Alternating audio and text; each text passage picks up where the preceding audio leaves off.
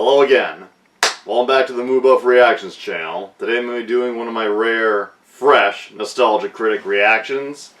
This is March, the theme month of the Nostalgia Critic. Every March he does a theme. A few years ago it was the Dark Knight movies, Batman, and for many years he's done the themes of Matrix, sequels, and this year he's doing Lord of the Rings month. That includes the Peter Jackson Lord of the Rings and his Hobbit movies, and I'm somebody who grew up watching the Peter Jackson Lord of the Rings films. I really love them. I haven't seen the Hobbit movies just because I just was never drawn into the idea of watching a whole trilogy of 3-hour movies based on the one book. But I'm gonna react to the Lord of the Rings movies. I want to do that just because they were a huge part of my childhood, and outside of just the Peter Jackson films, I grew up with a lot of Tolkien adaptations, including the animated Hobbit and The Return of the King and the Ralph Bakshi movies later on, which he covered a few years ago in a pretty fun review. And this isn't the first time Doug Walker has gone into Tolkien territory. He also did the top 11 dumbest Lord of the Rings moments video, which was a lot of fun. And as much as I love Lord of the Rings, I admit there are some parts to pick apart, particularly with the characters of Frodo and Sam. And personally, I was never that fond of Pippin, although he had some good moments in Return of the King.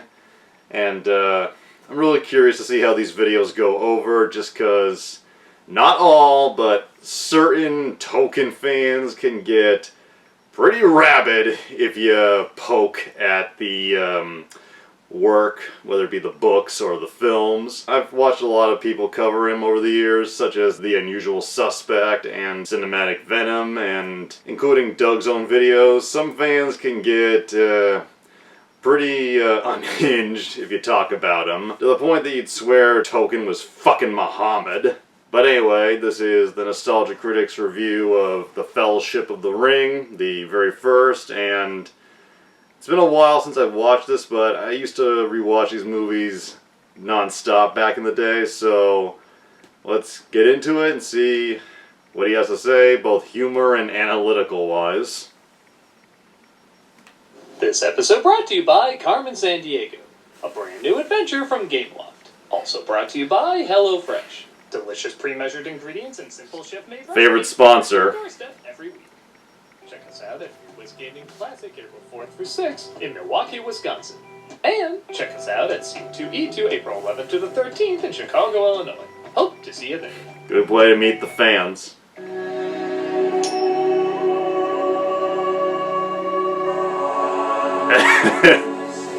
I knew Santa Christ would be there. Characters of a C- internet review show. I've been summoned here to answer the question of how to review what has been reviewed a million times. Jim. Bring forth the ring. Doug. Righto! Why did I give that to you anyway? My name is the closest to Frodo. Oh, yeah. Doe the Lady Bum. Simply review the Lord of the Rings movies. Or make that gesture with your hand, because he didn't do that when he delivered the line in the movie. There are years of people dissecting every little moment, every little detail, every single letter not in the book. But Rings of Power made some changes, and that won everybody Never over. seen that. Didn't win everybody over, did it? As much as the Gollum game. He's right. We cannot review it. You have only one choice. Wait, why is the camera tracking in on me like that? You shot like 80 hours of footage. Feel lucky that our lines are even in order. Agreed. Sometimes we basically edit to the same shot. See? We have to figure out how to review this in a unique way. What about satirizing the movie? Nobody's ever done that. Do you watch anything? Nope. How about a hopeless review? Yeah, that'll work out great with Mr. Chronic Fatigue over here. Almond milk. We can't have just a straightforward review. He's been very We need to fatigued do the past something few unique. years. And I suppose you think you're the one to do it. I'm out of coffee, and that makes me angry. In the last I was standing, so why am I standing again?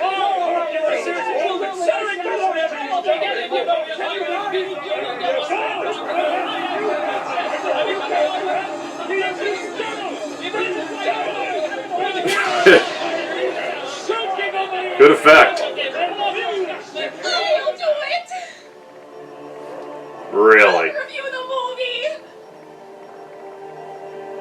No, absolutely not. Stupid. Sit down, you embarrassment. Ooh, my mother's last words to me. Look, everyone's done a parody and satire of the Lord of the Rings, including us. Yeah? Just talking straightforward about it makes the most sense. Yeah, but it's gonna be tricky. I know in many films and franchises people overuse the phrase "there was never anything like it," but really there never was anything like Lord of the Rings. Groundbreaking. It's been adapted before, but never in a way that left a cultural impact. In fact, for years, fans thought it couldn't be adapted. It was just too big. Well, Peter Jackson had a plan and convinced New Line Cinema to take a big gamble, allow him to shoot 2 films at the same time, condensing the Lord of the Rings trilogy. One of the producers said, "Wait, aren't there 3 books? Shouldn't we make it 3? Jackson shrugged and said, "Well, if you gotta." They negotiated because not only did he get an unbelievable budget and honestly a fair amount of creative control, but he convinced New Line, the director of this. Oh, it's beautiful. Oh, meet the Feebles, baby. I can't imagine planning all 3 of these films and having them be as good and popular as they are.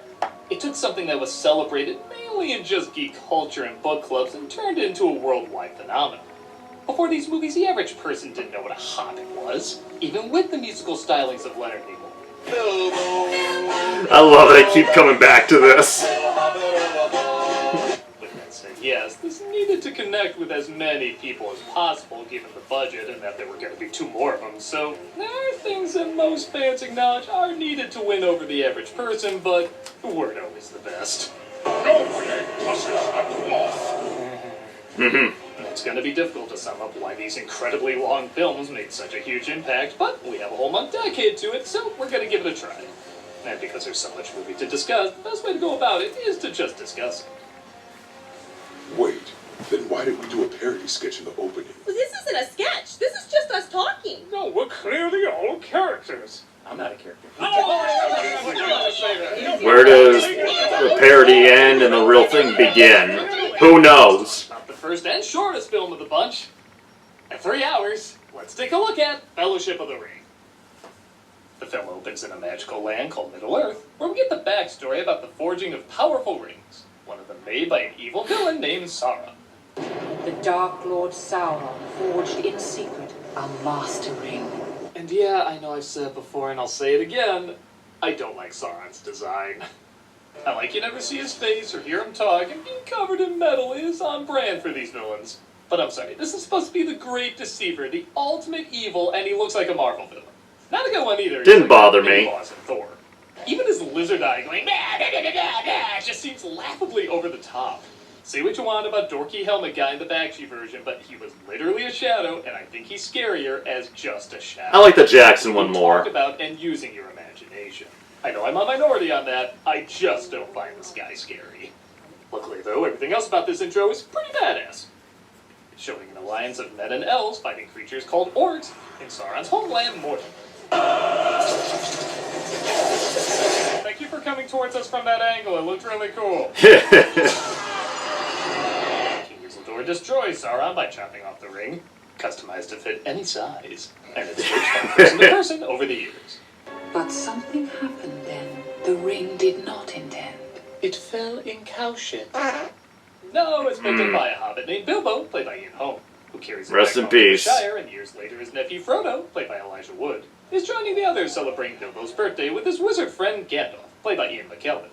That mention, by the way, might be the first movie to fulfill every Internet Geek's fan casting. A wizard is never late. He arrives precisely when he means to. Have you seen who can hold a fart the longest? What are we doing? Actually, that would explain their awkward laugh immediately after. Oh, come on. We're classy here. Gandalf tours the Shire filled with small people, and small pigs, and small sheep, and small dogs. Yeah, how does this work? And I know, again, I've mentioned this before, but I'm really not the biggest fan of this film's editing. I don't blame the director, I don't even really blame the editor.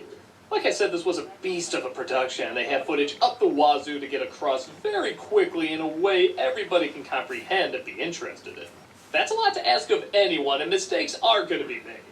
But sometimes the fast cuts do result in moments that just don't feel right. Half the Shire's been invited. Reverses. He's up to something. All right, then keep your... Didn't bother me. That is just not a natural back and forth. A lot of fans introduce newcomers to the extended version, and I don't think that's wise either. Yeah, it's neat, I'm glad it exists, but a lot of it isn't needed, and I think it drag out too long for first-timers. Except for this one. And even then, not all the way, like up to where they get to Rivendell. Because you're setting up the main characters, and that is going to take a little more time. He's up to something. All right, then keep your secrets. I like building up Bilbo's appearance, but the extended version sets up these people a lot better. Half the That's Shire's fair. been invited. And the rest of them are turning up anyway. See? Doesn't that feel more like how people talk? I Even guess. Sam, the guy the movie is literally gonna end on, gets just one moment of him looking at a woman, and then they're like, "You're a main character now, off you go." And yet, the extended version doesn't add a ton, but it's just enough to make us connect with them a bit more. I don't know, maybe it's just me. Possibly. Any more visitors, well-wishers, or distant relations? And what about preachers of Jesus? Mountains, Gandalf. I think most people know there's a lot of practical effects and forced perspective to make the height differences for the hobbits look more convincing, and they're really well done. Though I always thought it was a little weird they spent millions and millions on this and didn't just hire little people. Oh, except for the far-off shots, which kind of makes me question it even more. They're good enough for the far-off shots, but not the close-ups. I don't know. Maybe Well, they're the not actors supposed to were be somewhat dwarves. well-known, They're and supposed they to weren't be huge stars, look they were normal good. but shorter. And there weren't really that many little people stars back then, so it feels a little odd, but it doesn't take away from the great performances all these people give. I'm 111 years old. I have aged. Have you been drinking Mario Lopez blood? They throw a big party. Works in the lately. Star Trek universe. I love the fireworks. Mary Poppins. Speaking of Mary, two hobbits named Mary and Pippin, Mm. Patrick Monaghan and Billy Boyd, are causing trouble.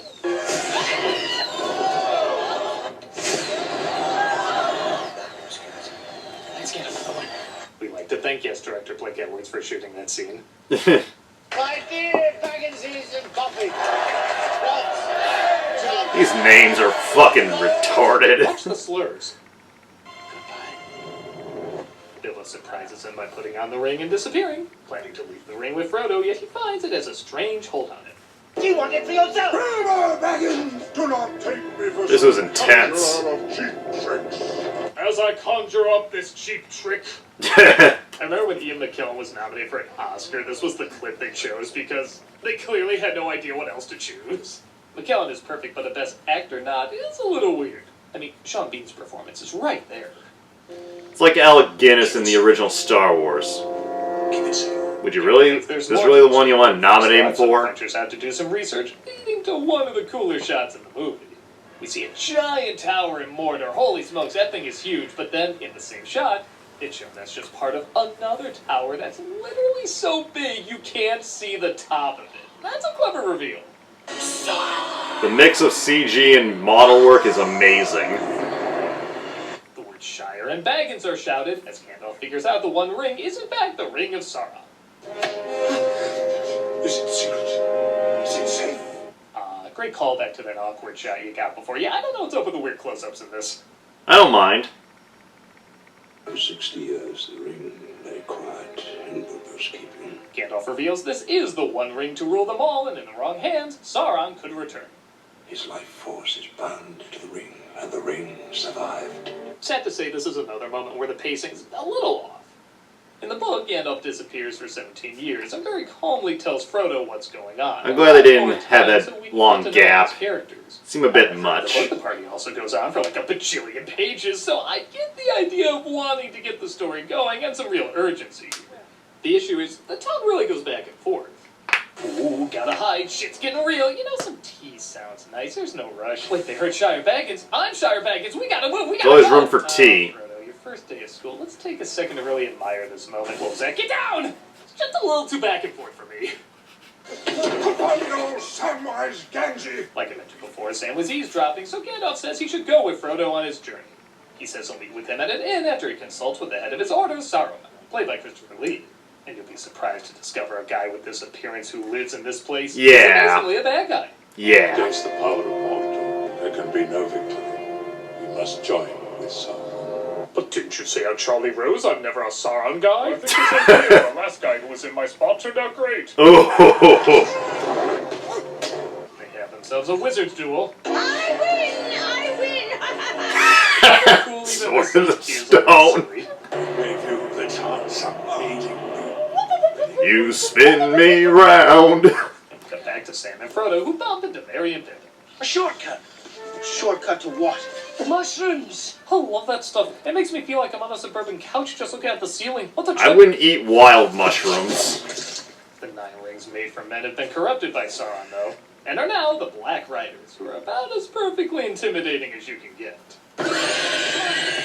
They're unstoppable, magically powerful killing machines. Stuff of nightmares.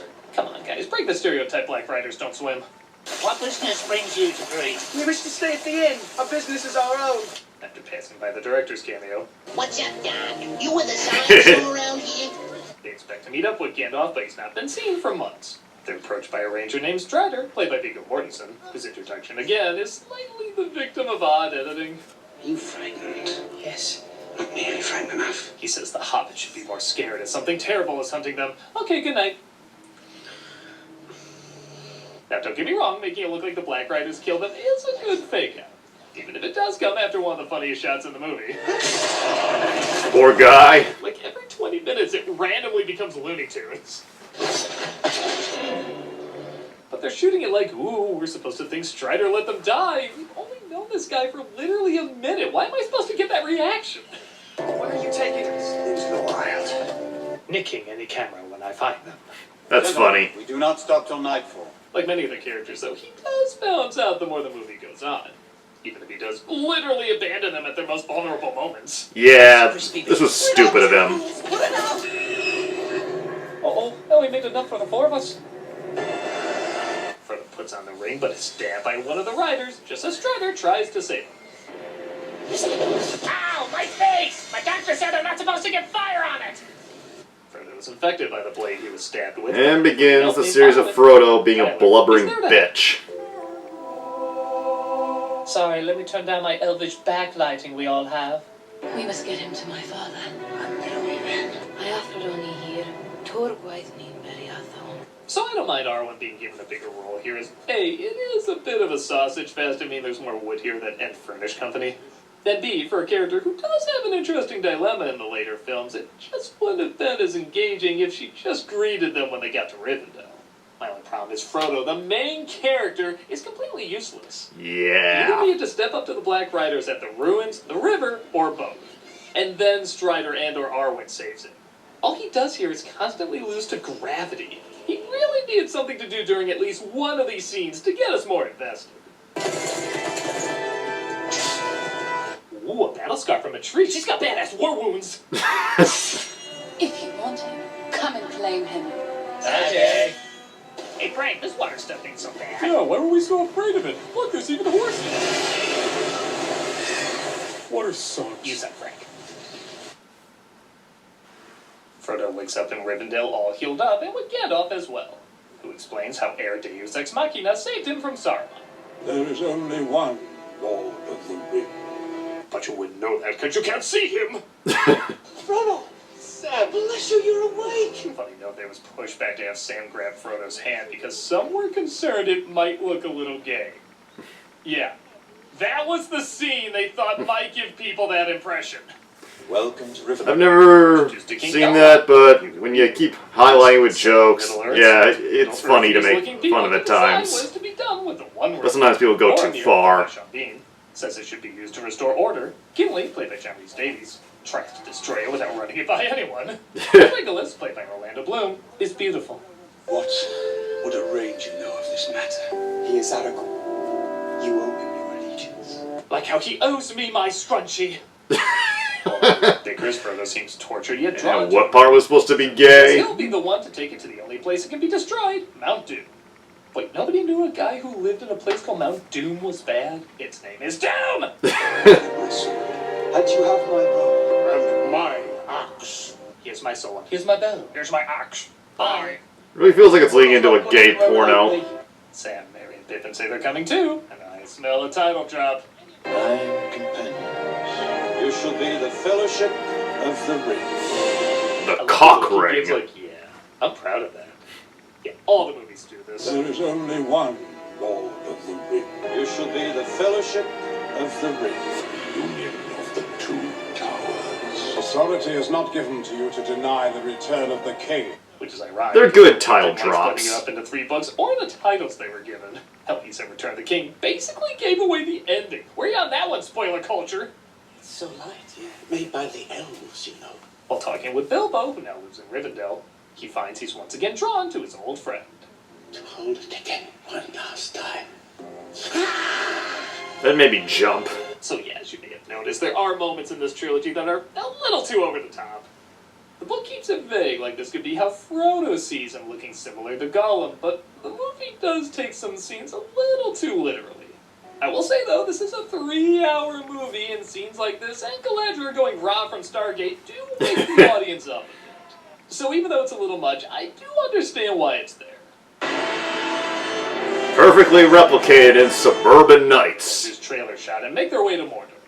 When Saruman uses his magic to block their path, they make their way through the mines of Moria, where Gimli's cousin resides. Speak, friend, and enter. What do you suppose that? If you are a friend, you speak the password and the doors will open. Walt sent me. QWERTY? 12345.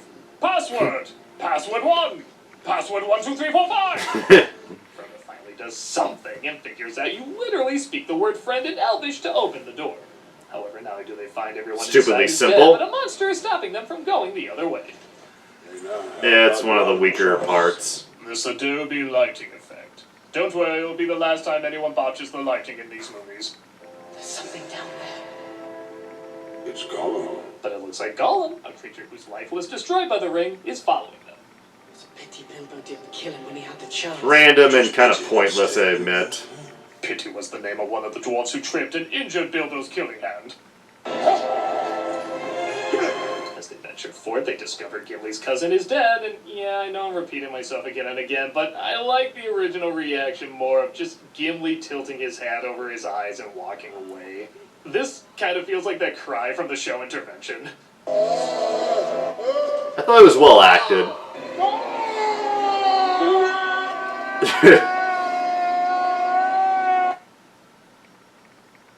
His chance for revenge comes, though, when the goblins who killed his cousin start rushing. Beginning my favorite sequence of the film. Cave troll. We have a chief. The team battle strikes Kidney Stone. Okay, how did Merry and Pippin not see him there? But they have to battle an even bigger foe, a fiery beast called the Balrog.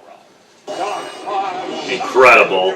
The Balrog looks good, but I will say, I wish they mixed CG with something that was actually there, like a puppet or stop motion or something. He looks just a little too much like a World of Warcraft boss.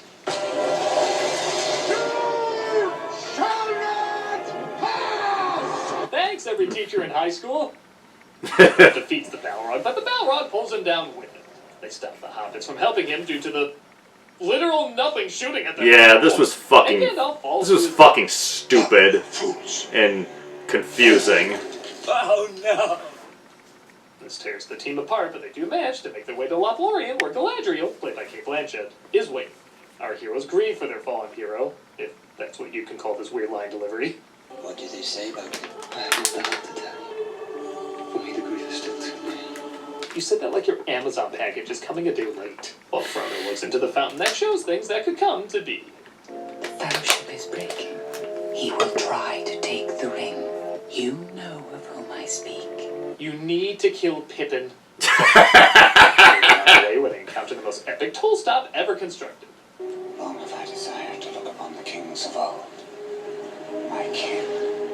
Let's follow it up with this really dated frame rate effect that looked terrible back then and looks even worse now. Yeah, that's fair. The ironic thing is, for all my complaining there's too much cut out of this, you could completely cut that moment and not miss a thing. Sometimes this movie does get a little drunk on its self-importance. Other times, though, they represent it perfect. I'm really not kidding when I say I'm shocked Ian McKellen got an Oscar nod, but not Sean Bean.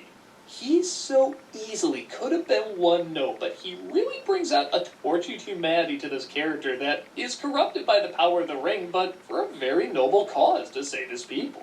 To let them free and drive us to destroy what hope we have. He's a great actor. Only for the strength to defend our people. For all the bitching the character does, they know how to balance it out with real human moments, too. He really does feel like a completely fleshed out character. Give them a moment, for pity's sake. Our paths will lead us there, and the Tower Guard shall take up the call. The Lords of Gondor have returned. The look on his face when he realizes he single-handedly destroyed the Fellowship by trying to take the ring is so heartbreaking. Frodo. Spectacular performance. This was really more of a Faramir move. Aragorn as well sees he's tempted by the ring and fears, because of his family blood, that he'll eventually take it too. So he lets Frodo go alone just as the Orcai, or plus if you will, attack. He's leaving. Despite the book ending a little earlier, they do a good job wrapping this all up as the climax. Everybody's given a good moment to go out on, as well as a decent to be continued. It's a good place to go. Boromir being the most powerful. I will give a battle that'll be worth Fight the to the and end. it's called the feisty little pincushion. Aragorn fights off Boromir's. This is a good and fight. do his best to not let Ah, he didn't show it. And goddamn, not only is this performance great, but it's one of the few times where the makeup really gives the impression this guy is taking his last breath. I swear to you, I will not let our people fail. Our people. Oh my god, Aragorn killed Boromir! Sam is the only one to find Frodo and swears to stand by him, literally risking death in doing so. I made a promise, Mr. Frodo.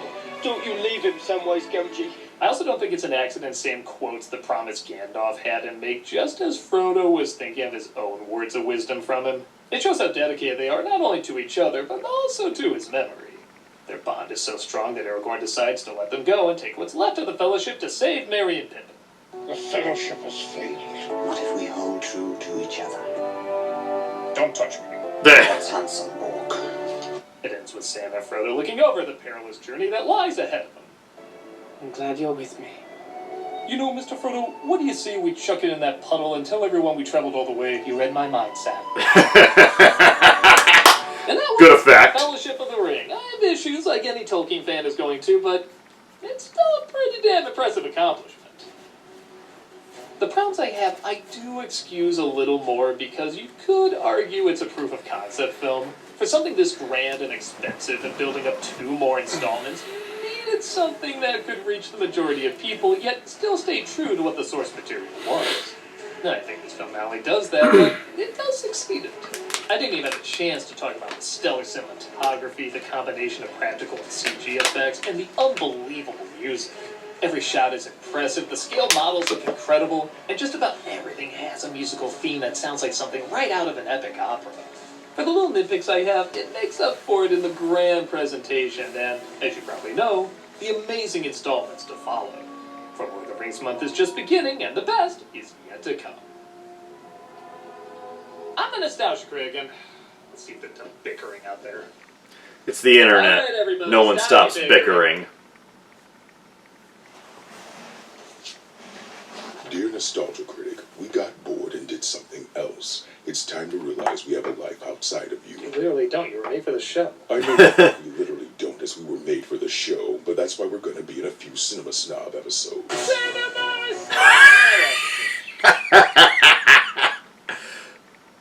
Wonder if they'll actually do that. This month. Well, that was the Fellowship of the Ring review, and that was a lot of fun. I dug that. He was fair, didn't rip into it probably as he would have maybe a few years ago, but he covered it. There were some parts I wish he had covered a little more, like Galadriel's scene, but he talked about it enough ahead of time, and the Balrog in the mines.